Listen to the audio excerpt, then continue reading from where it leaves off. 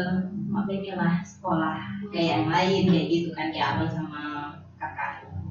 Cuman kata mama, ya kamu berdoalah semoga Allah ada kasih rezeki gitu buat orang tua kita, buat ayah gitu kan. Uji da'watah da'i idza da'an, kan disuruh apa namanya, Allah kabulkan apa yang kita minta gitu. Ya doalah apa yang atau mintalah apa yang kamu mau dan akan dikabulkan.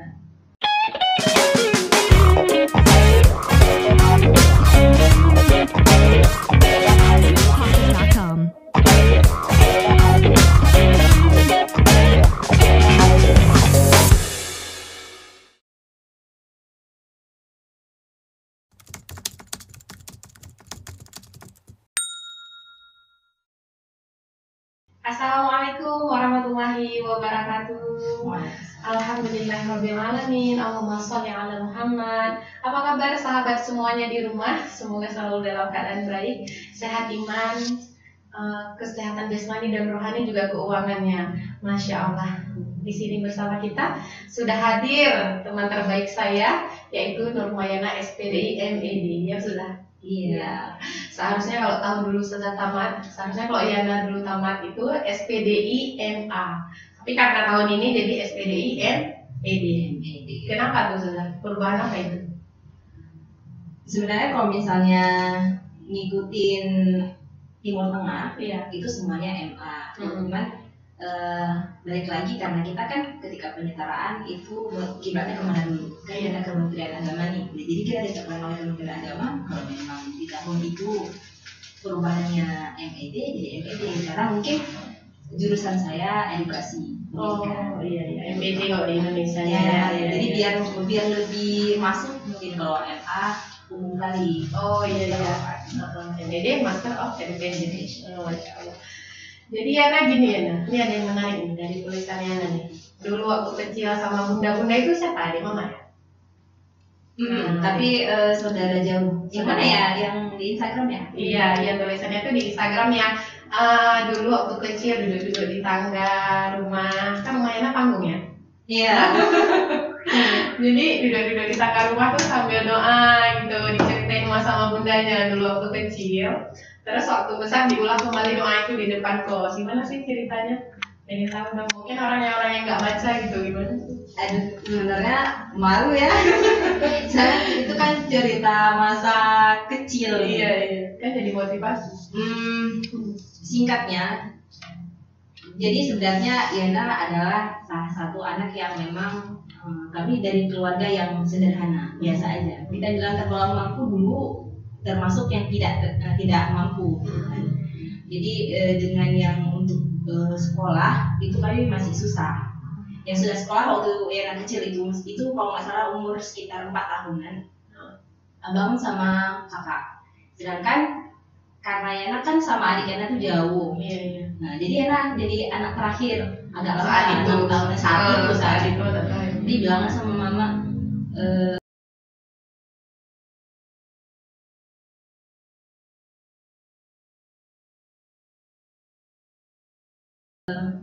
lah sekolah kayak yang lain kayak gitu kan, kayak abang sama kakak. Cuman kata mama, ya kamu berdoalah semoga Allah ada kasih rezeki gitu buat orang tua kita, buat ayah gitu kan. Kayak manggilnya abah ya. Supaya bisa belikan baju seragam, karena kalau misalnya nggak ada baju seragam gimana mau sekolah? Iya kan. Terus ya namanya kita anak-anak disuruh berdoa, ya berdoa aja. Iya. Terus karena biar nggak malu gitu, dilihat orang kayaknya malu kan berdoain dulu kecil. Jadi lari ke tangga rumah biar nggak ada yang lihat, ya baca doa di situ, ya Allah mudahkanlah rezeki orang tua saya gitu, supaya saya bisa pergi sekolah sama seperti orang-orang lain gitu kan. Saya mama udah jualan saat itu? Belum. Orang tua saya berdagang itu SMP mungkin. Enggak, SD mungkin, SD saya kelas 5 SD.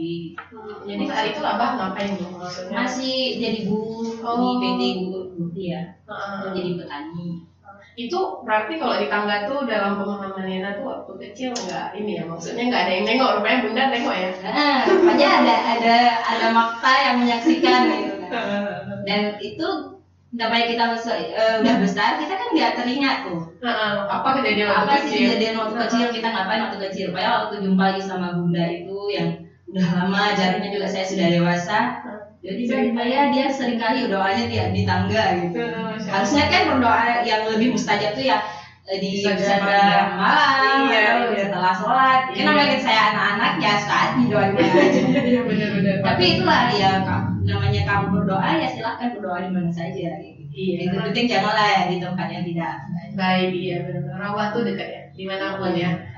Terus tadi kayak apa lagi? Jadi kemudian kan bersambung tuh sampai ke Ustazah ngulang tuh ke doa ke selanjutnya waktu dewasa kan yang di depan kos ya. Oh ya. Jadi seiring berjalannya waktu, saya juga sudah dewasa. Kalau nggak salah itu waktu S1 semester 3 gitu lah mungkin ya. Iya. Kawan-kawan rata-rata udah pada naik pesawat gitu. Saya belum. Mai aja udah naik pesawat. Kalau nggak salah kemarin itu karena apa ya? Ke Malaysia ya. Ke Malaysia ataupun ke ini yang ikut apa ya? Ikut lomba, iya ikut lomba ke Banten, Jakarta, iya benar. Saya tuh cemburu gitu. Masya Allah. Kok kami enggak gitu? Karena sih saya naik pesawat. Jadi pas dulu lagi di depan kos lewatlah pesawat tuh karena beda aja kan di depan bintang ya. Iya pesawat. Ya Allah saya pengen naik pesawat tapi jangan pakai uang sendiri. Jangan juga pakai uang orang tua. Dari mana ya? Nggak tahu. Doanya gitu aja. Pengen naik turun pesawat tapi jangan uang sendiri, jangan uang orang tua. Bisa juga dengan uang sendiri tapi ya yang penting jangan dari orang tua aja lah. Karena saya pikir perjalanan dengan naik pesawat itu kan biayanya mahal. Iya pasti nggak murah. Dengan orang tua kamu punya banyak saudara, banyak tabungan. Ya untuk naik pesawat itu mungkin agak mahal lah. Iya. Karena saya berdoa kayak gitu. Dan ya qadarullah Allah kasih naik pesawat tuh langsung aja ke Mesir gitu. Masya Allah. Itu yang bikin ketika naik pesawat pertama kali dari Iskandar Muda. Dari Iskandar Muda. Pas mau dia take off dulu itu kan masih alay-alay kali agak gitu.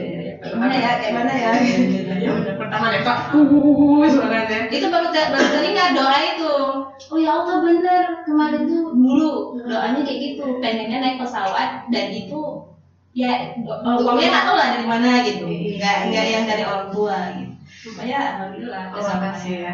Itu Yana dari Yana terbesit hatinya itu pengen naik turun pesawat itu setelah itu kayak melakukan usaha-usaha yang kayak dari beasiswa atau kayak persiapkan terus TOEFL atau apa untuk biar kalau ada beasiswa atau memang ya mengalir aja Allah aja terus jalannya kok tiba-tiba ada aja gitu. Gimana sih dari doa itu menuju usahanya ke sampai ke situ?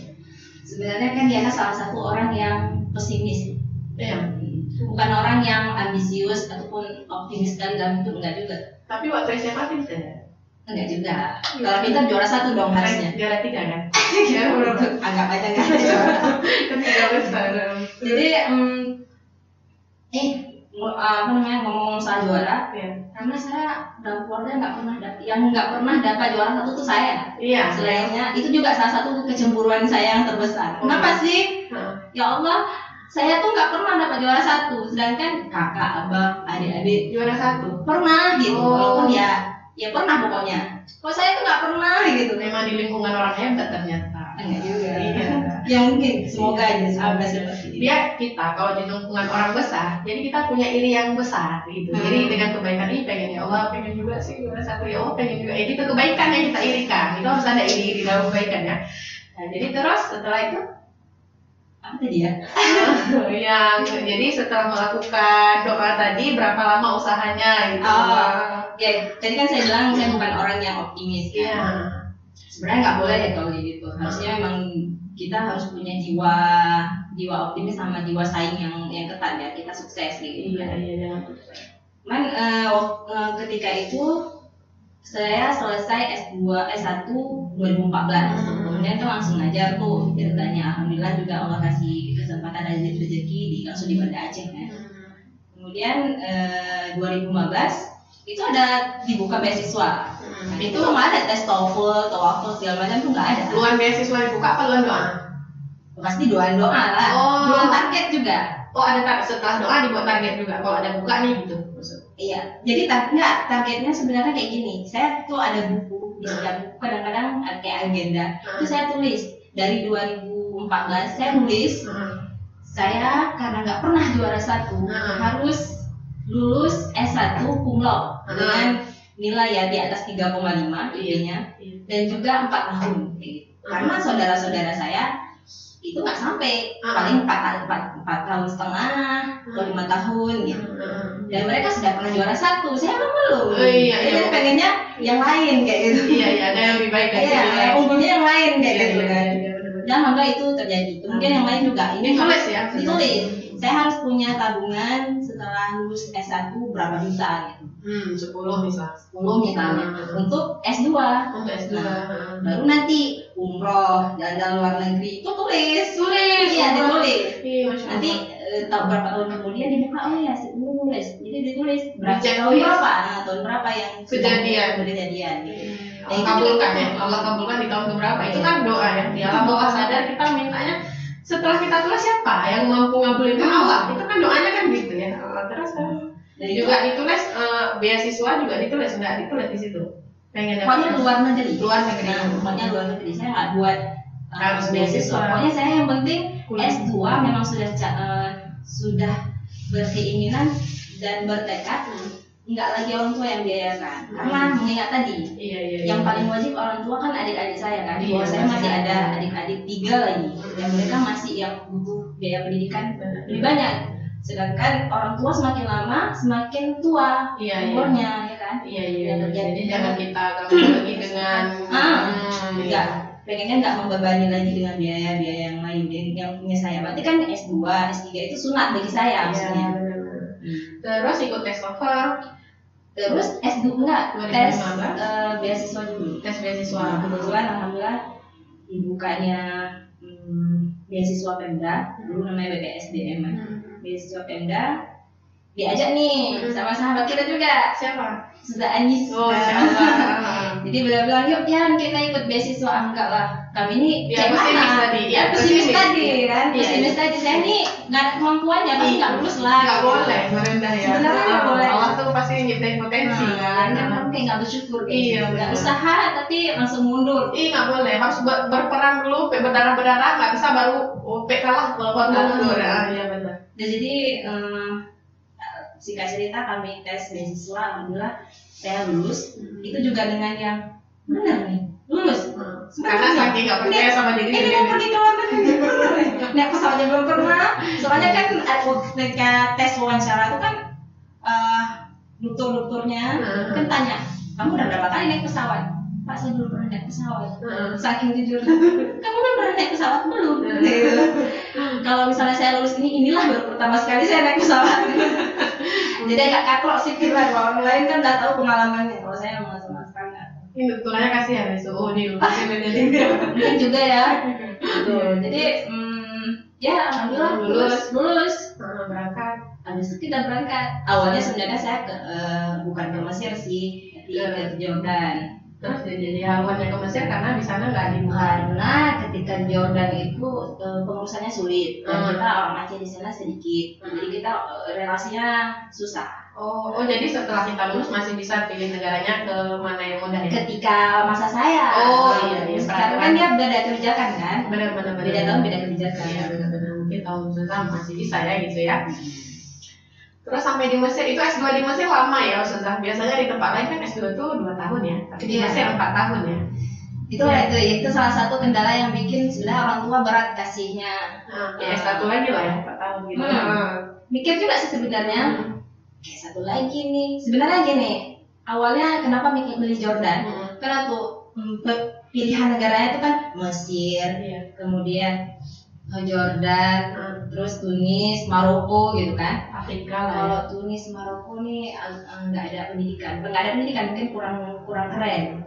Kan karena jurusan kita pendidikan, kalau bisa linear. Iya benar. Jadi di Jordan keren nih pendidikannya, jadi pilihlah Jordan. Dan memang langsung terbilang waktu itu, saya nggak mau pilih Mesir. Kenapa? Mesir 4 tahun lagi, ya Allah kapan nih? Umurnya tuh berapa nih gitu? Iya, benar-benar. Jadi kayak rasanya kayak jadi kutukan. Habis ngomong itu, saya akhirnya ke Mesir. Kayak Mesirnya marah ya, awas Iya. kan kamu terakhir ke tempat Makanya saya ya. mungkin tanah Mesir itu tanah keramat, jangan lah ngomongnya nggak. Oh iya benar. Karena di sana kayak tanah suci juga ya. Nah tiba-tiba rayu-rayu orang tua, nggak apa-apa. Kita ikuti aja jalurnya. 4 tahun itu mungkin nggak terasa lama, dan alhamdulillah orang tua kasih. Masya Allah, berangkat lah itu saat pertama kali deg-degan. Iya, berapa jam berselang dari Indonesia ya? Sekitar 10 jam lah. Oh, Masya Allah. Itu di sana ngambil sana, atau memang semua mahasiswa di sana tuh kayak dianjurkan ngambil sana? Ya sana tahfiz, sana tajwid itu memang dianjurkan, atau kita dari keinginan sendiri? Ramai kan alumni Mesir nih, dia punya misalnya dia punya tahsinnya bersana, tajwidnya bersana. Itu memang dari fakultas itu sendiri, atau memang dari kelompok yang diharuskan untuk bersana, atau enggak, memang dari pribadi kita itu gimana? Iya. Di Mesir tuh disiplin ilmu cukup banyak, dan semua ilmu di sana bersana. Jadi dan semuanya dari pribadi kita. Kita mau ngejar nggak, kita mau ngambil nggak, itu semua dari kita. Oh, berarti ada juga yang S2 di sana atau S1 nggak ikut itu enggak? Ada juga. Ada juga yang seperti itu. Jadi kemauan dari kita. Dari kita. Kita nyampe sana tuh kita ngapain sebenarnya? Apa kita mau habiskan uang beasiswa itu tanpa ada manfaat apapun atau gimana? Masya Allah. Terus kemudian selama di sana apa ada berkunjung gitu ke rumahnya Fir'aun, saat ada jalan-jalan? Karena kan ada nih profesor menarik ya, profesor di Banda Aceh kan, Pak Azman Ismail, saya mudah sekali ya sama beliau. Jadi beliau bilang nih, waktu beliau S2 dan S3 di sana tidak pernah kepikiran yang, saya harus jalan-jalan ke sini, takutnya nanti saya pulang nggak balik. Setelah beliau pulang, bolak-balik ke Mesir, karena beliau nemenin Pak Gubernur, nemenin siapa. Mungkin kan kalau kita pergi ke suatu daerah yang agak jauh, kita pasti, kami harus ke tempat ini, kami nanti nggak akan balik ya, ada nggak kayak gitu? Harusnya saya niatnya kayak beliau ya, jadi bolak-balik juga ya. Tapi udah ya, saya orangnya pertama memang suka traveling. Setiap ada kesempatan untuk bisa main itu saya main. Kalau dia belajar ya belajar juga gitu. Iya, dia ada waktu belajar, ada waktunya main. Iya. Jadi waktu memang ketika ini bentar lagi mau libur semester nih atau libur apa. Jadi saya udah plotkan biaya. Ini saya bentar lagi mau kemana nih? Misalnya ke Luxor gitu, pokoknya ke tempat wisata. Di sana kan kebanyakan memang bersejarah kan. Iya, Masya Allah gitu ya. Jadi saya pergi. Jadi alhamdulillah udahlah tempat-tempat yang besar-besar, wisata-wisata yang besar di sana saya sudah kunjungi ya. Karena saya mikirnya, saya kapan lagi? Nanti nggak tahu kapan mungkin saya bisa balik. Iya benar-benar. Sepemikiran biasanya ya. Jadi waktu di sana nih ada nggak target nih selama di Mesir nih beasiswa pemerintah nanti harus ditinggalin biar bisa umroh dua atau biar bisa keluar negeri lagi bareng di tempat lain, ada nggak nih? Karena kan Sudaina tadi bilang kan dibuat nih list-listnya pencapaiannya, ada nggak dibuatnya? Saya harus ke umroh nih, harus ke tempat lain gitu. Kalau kayak umroh itu memang udah lama kan. Itu dari situ, masa berangkatnya dari Mesir atau? Saya berangkatnya kebetulan alhamdulillah dari Mesir. Dari Mesir, itu lebih murah dari Mesir atau? Iya. Murah berapa gitu? Kan di Indonesia 26, kita berangkat 10 hari. Kalau ini kebetulan saya alhamdulillah 10 juta saya udah pulang oleh-oleh dan saya stay di sana sebulan. Sebulan 10 juta? Jadi kan namanya kita backpacker sistemnya. Kita bukan yang travel nggak travel. Backpacker bikin terus sendiri, cari kamar, makan suka hati di mana, itu lebih murah memang backpacker. Iya. Terus kita pun nggak terikat waktu. Terserah kita ya. Kapan kita mau pergi ke ziarah ini berlama-lama. Iya, kok sana kan rombongan. Ini 10 menit di sini ya. Gitu ya kalau travel ya. Ya udah kita backpacker dari sini ke umrah. Boleh ya. Terus kan katanya kan Sudaina kan kemarin baru pulang nih dari Turki, naik kapal balon terbang itu ya naik kapal atau naik balon? Oh iya, naik balonnya ya. Kita kan bilang sama kawan nih kalau kami yang ke Turki, kami nggak naik balon itu karena 1,5 juta kan 30 menit kan? Iya. Itu kayak mana? Biaya sendiri ke Turki atau memang biaya dari yang dikumpulkan dari kerja atau gimana sih kok bisa ke Turki gitu? Penasaran. Kok nggak ngajak-ngajak juga? Mikirin aja. Nanti kita ngobrol ya.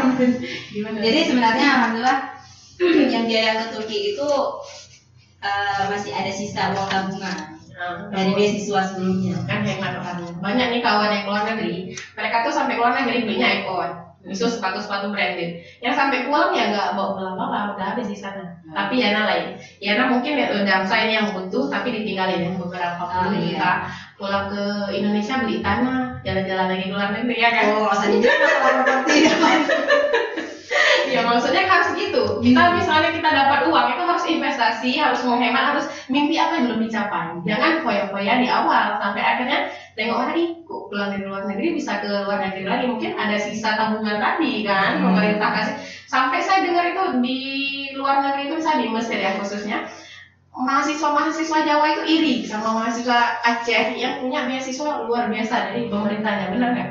Iya benar kan kayak gitu kan, karena pemerintah kita mensupport luar biasa beasiswanya. Kalau tahun itu kalau kita benar mengelola dengan baik itu nggak akan habis, ya kan? Lebih pasti 4 tahun lagi kan, berapa ratus juta itu ya kan. Jadi dari sisa beasiswa itu ya nanti ke Turki.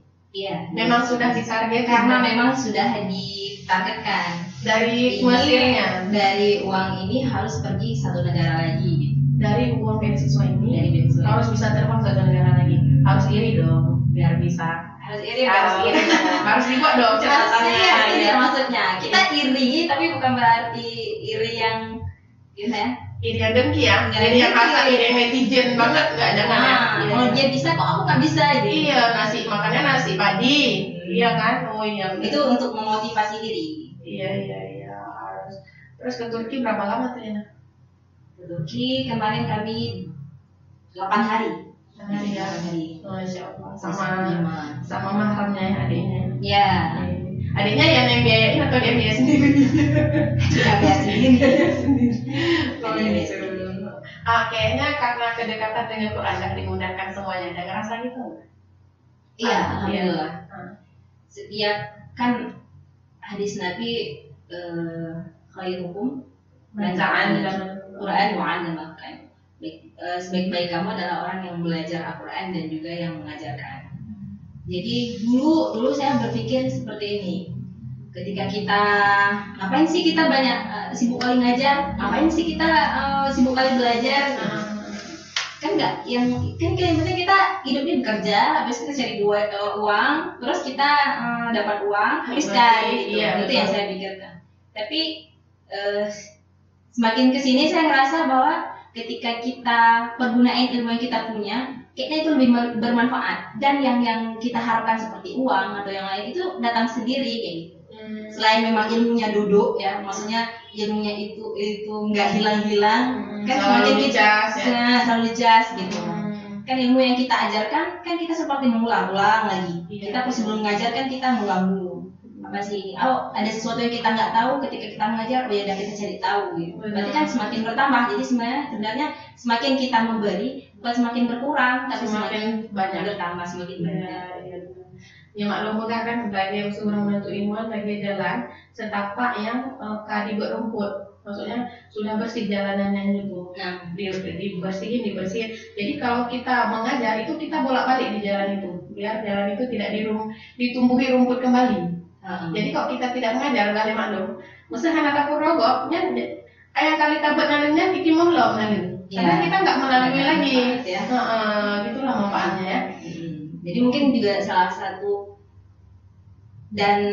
satunya itu mungkin saya dikasih kesempatan Allah bisa pergi Turki sampai sedikit kelasnya ngajarnya. Itu mungkin juga salah satu dari keberkahan Al-Quran. Juga yang paling penting bukan gara-gara saya, bukan gara-gara kepintaran atau apa, tapi karena dan juga doa yang kuat dari orang tua. Pasti doa. Orang kalau misalnya nggak doa dari orang tua tuh kayaknya nggak boleh. Karena saya orang pendosa, banyak dosanya. Mungkin udah apa nih si Yana nih minta ini itu, tapi dosanya masih banyak gitu. Benar. berarti orang tua setiap ada kebaikan yang terjadi dalam hidup berarti doa orang tua ada dikabulkan. Iya Gitu ya. Karena kita nggak ada. Karena kan apapun kita pasti mak doain ya, mak ini ayah doain ya gitu. Mungkin ya doa dari itu waktu Yana ke Turki, itu kan ada itu tanya itu Kak Yana mana Kak, Kak Yana mana? Ya Kak Yana pergi Turki, Masya Allah tuh karena Kak Yana juga dengan Quran tahu gitu. Motivasinya kenapa Kak? Iya Kak Yana kok jalan-jalan tuh kalau hari ini nggak sempet nih murajaahnya, dulu kayak mana belum sempat murajaah tuh pasti resah gitu. Seharusnya kalau kami berharap semua penghafal Quran tuh harus kayak gitu. Misalnya harus dia ketika dia menghafal cuma ngafal setor selesai tidak, tapi setor hafal dia, tapi dia teringat-ingat ini lupa nggak ya juz 29 kami duduk dulu lah 30 menit atau 15 menit setelah umur nanti mulai 29 gitu. Atau juz 1 nih kayaknya agak-agak macet nih kami setelah azhar duduk dulu lah mulai, terikat hatinya sama Quran gitu. Menurut kami itu lah menghafal Quran itu sejatinya ya. Ada nggak Ustazah tips nih, tip atau harapan gimana nih untuk menghafal Quran supaya nanti kan Allah mudahkan hidupnya yang lain, mimpinya yang lain karena dia yang mempertahankan Quran di hidupnya. Namanya manusia nggak yang selalu kita rajin, nggak yang selalu kita semangat. Ada waktu itu kita tuh butuh, misalnya kita down, kita nggak lagi nggak mau, nggak mood aja kita bisa nggak murojaah dan segala macam.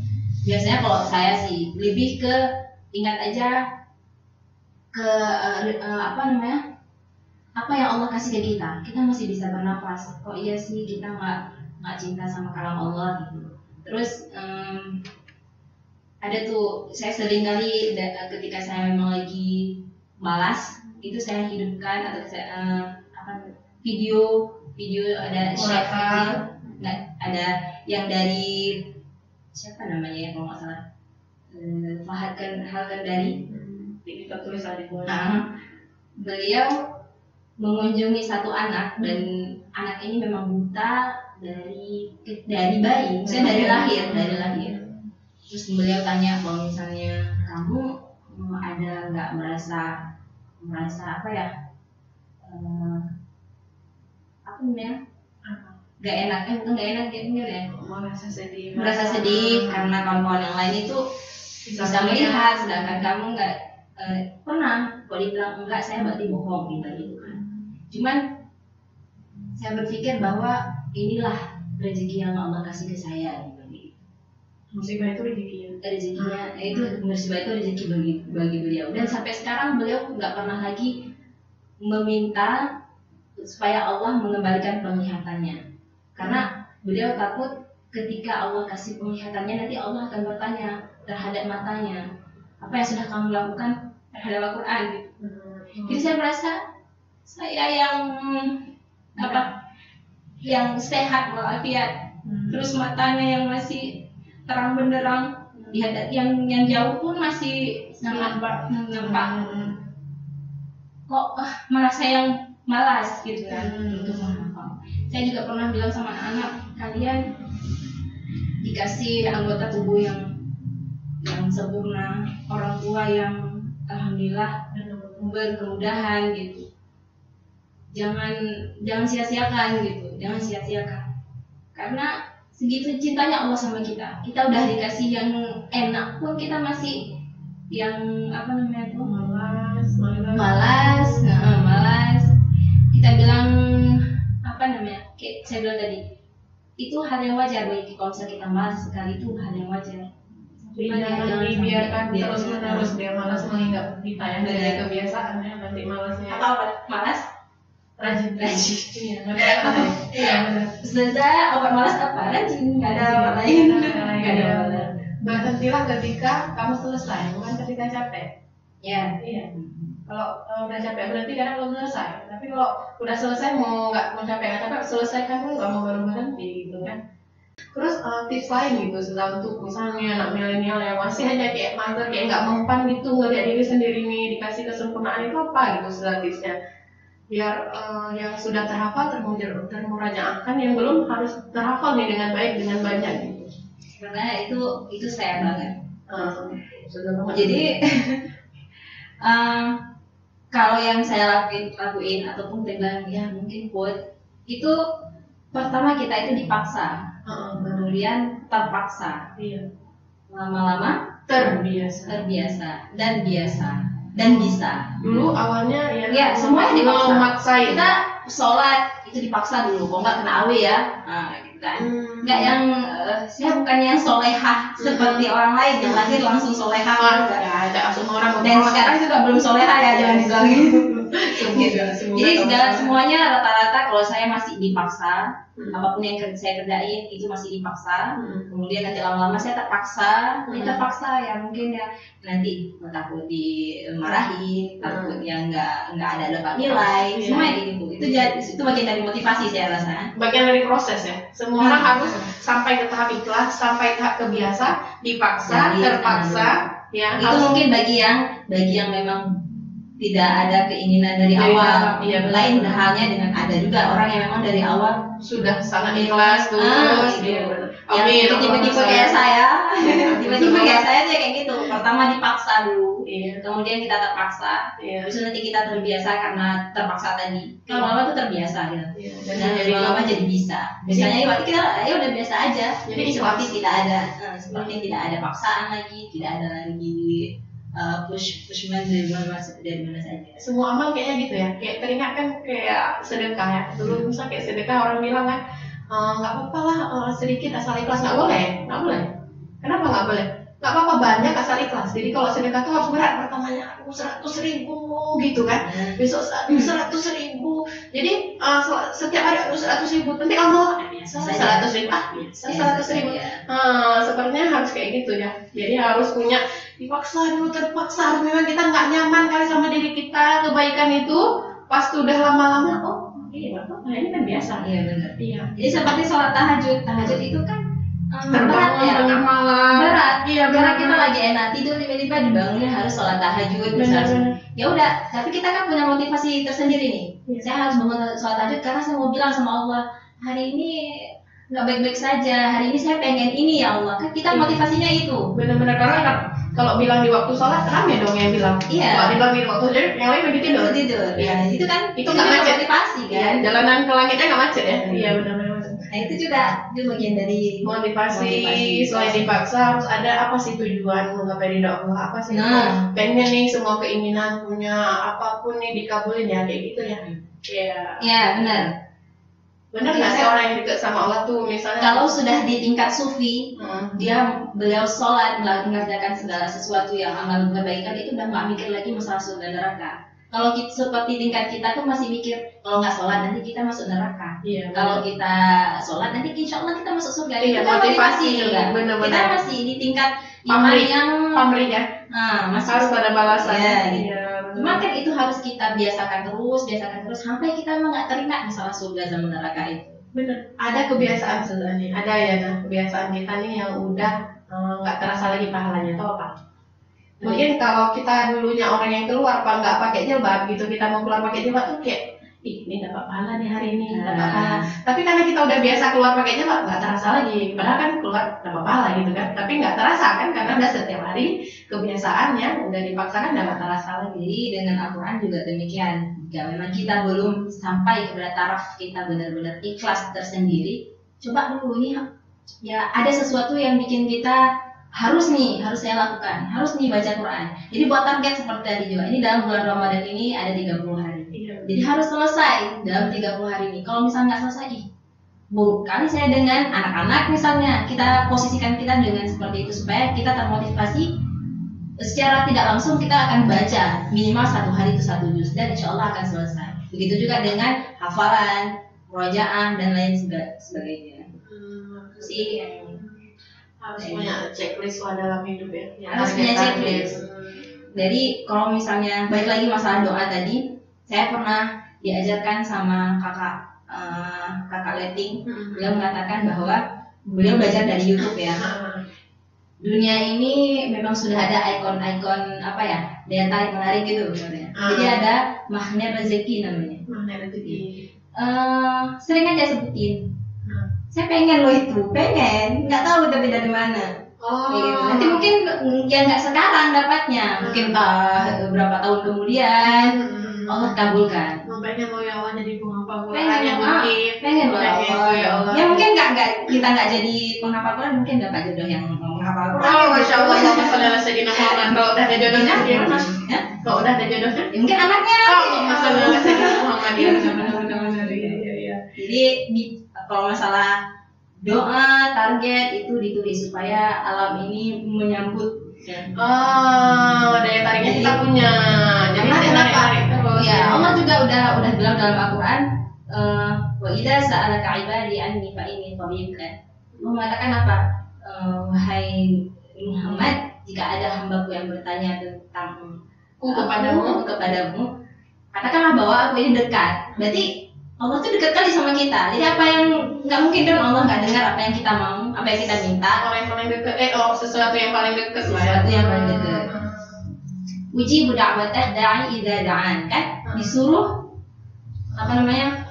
Allah kabulkan apa yang kita minta, gitu. Benar-benar. Ya doalah apa yang atau mintalah apa yang kamu mau dan akan dikabulkan. Falyastajibu li wa yu'minu bi la'allahum yarshudun, ya kan?